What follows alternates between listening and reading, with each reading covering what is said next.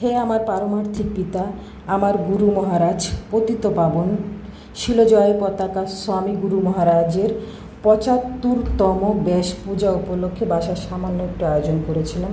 এই ভিডিওটা আমার অনেক আগের, যেহেতু ব্যাস পূজা চলে গেছে ১ মাস আগে, তো ভিডিওটা ধারণ করে রেখেছিলাম, আজকে আপনাদের সাথে শেয়ার করলাম। মন্দিরে চলে গেলাম রেডি হয়ে, প্রভুজি আর আমি। ঢুকতেই দেখি মন্দিরের গেটে এত সুন্দর সুন্দর গুরুদেবের ছবি লাগানো ছিল। আমি সবসময় একটা কথাই ভাবি, যদি প্রভুপাদ না হতো, যদি গুরু মহারাজ না হতো, তো আমরা ভগবান সম্বন্ধে কিছুই জানতে পারতাম না। শুধু গুরু মহারাজের কৃপায় আমরা ভগবান সম্বন্ধে অনেক কিছু জানতে পেরেছি। আর গুরুদেব যদি না হতো তাহলে কি হতো? আমি নিজেকে নিজে নিয়েই ভাবি যে আমার কী হতো, আমি কি করতাম, আমি কোথায় থাকতাম। শুধু গুরু মহারাজের কারণে, শুধু ভগবানের কারণে আমি এত সুন্দর